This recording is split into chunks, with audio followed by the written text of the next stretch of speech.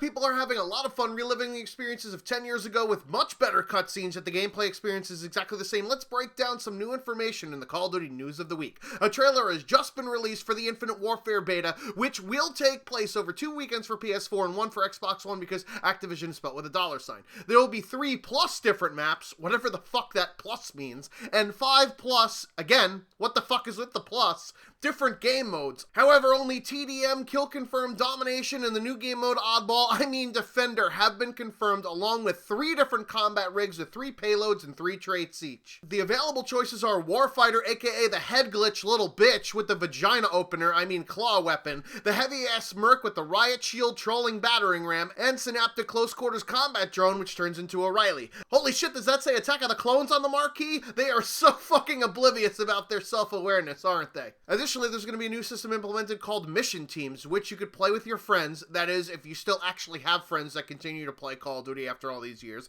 And if you complete these assignments, you can get various BB bops, including prototype weapons, which definitely signals boosting bitches like we've seen in Halo 5 with some of the armor and other Call of Duty games in the past. Speaking of unlocking weapons, Infinite Warfare will have a classic weapons system, which can be unlocked by getting an unlock token via prestiging.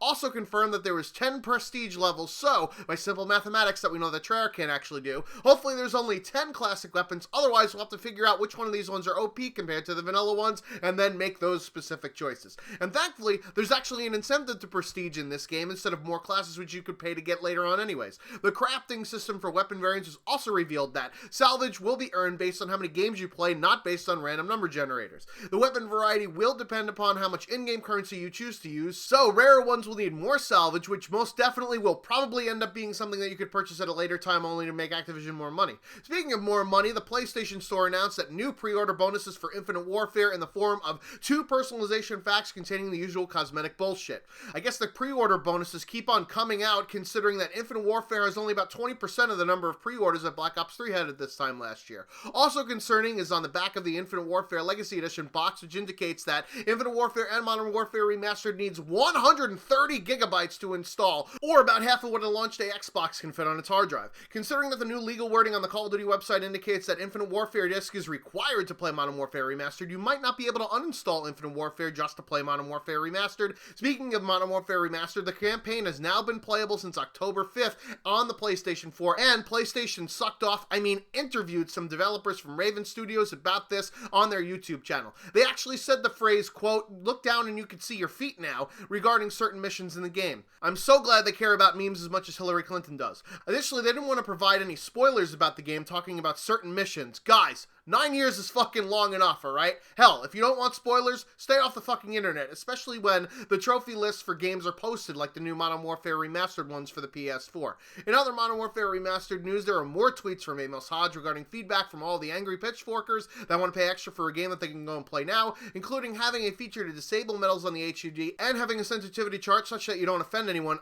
Know what new value matches your old one that you probably can't remember off the top of your head anyways, and have to fire up your old version to know, in an amazing display of irony. As far as new features go, an in-depth combat record per weapon will be available for all of those versions that care about their performance in a video game, and there will be bots in custom games, which probably dispels the rumors that Modern Warfare Remastered and Infinite Warfare had a matchmaking algorithm such that bots would replace the empty slots. On to some Black Ops 3 news, a patch was released that coincided with the launch of the last DLC for the Xbox One and PC users, which is really the only reason why they decided to fix some shit to make money for themselves. It only took them 11 months, but they're finally trying to fix the issues with the invites. Oh wait, never mind, it's for group invites for the made-up categorization, not for the actual invite system that works worse than a carrier pigeon with one eye. They did, however, make some improvements to eliminate server hiccups and streamlining CPU performance for rendering, but you can't make Bob Ross inside the Xbox One paint any faster. Thank God they're finally addressing the frame rate drops that have been a problem since, the second DLC or so. Another issue was that score streaks weren't resetting upon death during some CoD World League modes, which probably decreased the skill component, but increased the fun, which is something that Treyarch will never stand for. And they also patched up a bunch of map exploits, including several in maps which were fucking reskins. Guys, just keep the same invisible walls as before. Lastly, in Call of Duty news, if you guys really want to be a complete tool shed and get the beta for an extra weekend, there are several PS4 Slim bundles coming out that contain the 3 different Infinite Warfare versions packaged alongside of the consoles. They're 1TB consoles, which means that over 10% of it will be reserved just for the game that comes with it, and it looks exactly like like a regular PS4 skin so that people can't tell how big of a twat waffle you are just by looking at the skin of the console. Anyways, that's going to do it for the Call of Duty news of the week. I've been the Schwantz27, out like a Ravens coordinator. Until next time.